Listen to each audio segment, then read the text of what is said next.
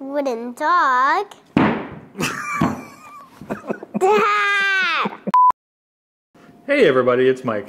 And Quinn from Stone Wall Woodcraft. And today we have a special project just in time for Christmas. This awesome Christmas gift idea wasn't mine though, so I'm going to let Quinn tell you all about it. It's a wooden dog and it can move its head, ears, legs, and tail. Wow, that is awesome. Is this just a toy dog? No, it's a desk lamp too. Whoa, that's awesome. Should we show them how it's made? Yeah, check it out.